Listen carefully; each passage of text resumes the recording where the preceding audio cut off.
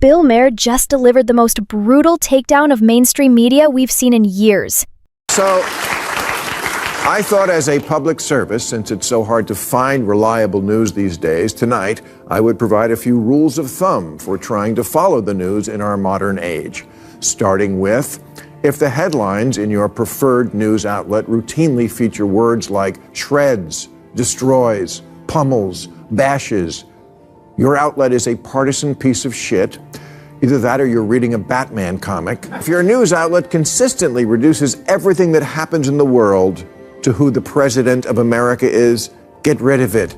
It's just thoughtless, reflexive team politics. Trust me, no one lighting a tire fire in Haiti is thinking, I wouldn't have done this under Trump, but given the weakness of the Biden administration, why not? And he did it right to CNN's face. What happened next will make you question everything you thought you knew about so-called objective journalism. The clips I'm about to show you reveal a media establishment so desperate to maintain their narrative that they're willing to embarrass themselves on live television. This isn't just another celebrity rant. This is a complete exposure of how the news industry has been manipulating you, and why one of their own finally said enough is enough. It's time for the media to admit that they blew the whole thing way out of proportion, because as always with media these days, they don't cover what's most important, just what's most fun to watch. There are 15.2 million college students in the U.S., and 2,300 have been arrested. That's 1/67th of 1%, and half of the ones in New York weren't even students. But we were given the false impression that these protesters are the voice of their generation, having found a cause for which they were willing to go to the tents and to the barricades. Oh, please, these kids are more violent when their team wins a championship. The moment that broke the internet happened in August 2024 when CNN's Kaitlan appeared on Real Time with Bill Maher. She thought she was walking into a friendly interview with a fellow liberal. Instead, she got absolutely demolished by someone who refused to play the game anymore. A Harvard youth poll proved it. They asked people 18 to 29 what issues mattered most to them, and out of 16 choices, Palestine came in 15. The vast majority just want to do what they went to college for in the first place, to experiment with being a lesbian.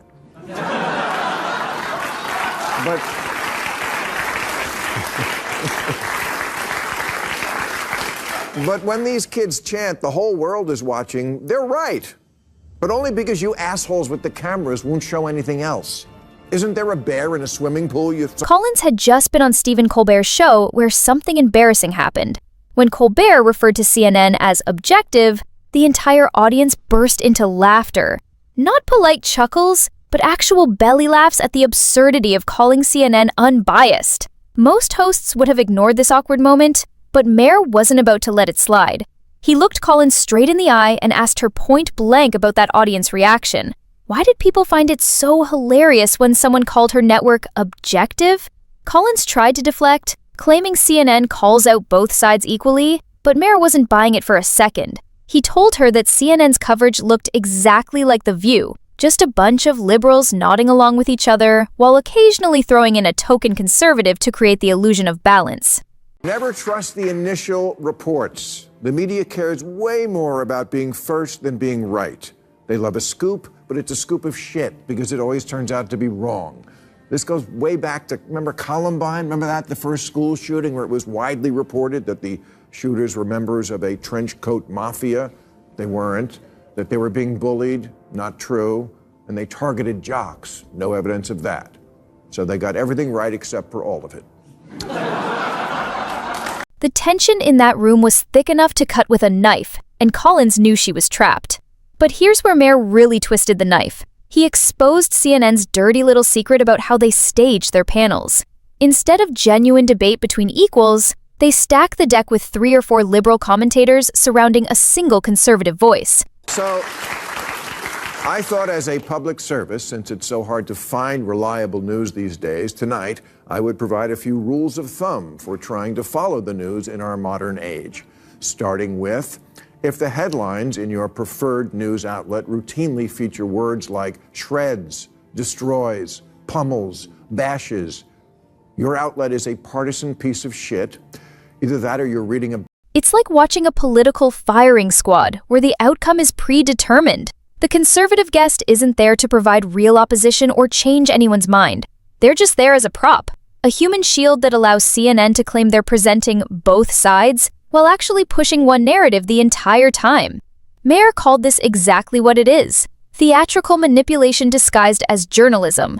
The conversation got even more heated when they started discussing CNN's coverage of Kamala Harris at the Democratic National Convention. Collins tried to defend her network's reporting, but Maher had receipts. He pointed out how CNN hosts were practically gushing over Harris's speech, treating her like a conquering hero rather than a political candidate who should be scrutinized.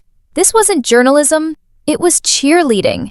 The network had transformed from a news organization into campaign headquarters. And Maher wasn't afraid to say it out loud. Collins looked visibly uncomfortable as Maher systematically dismantled her network's credibility right in front of millions of viewers. What makes this confrontation so devastating isn't just that Maher criticized CNN, it's that he did it as someone from their own side.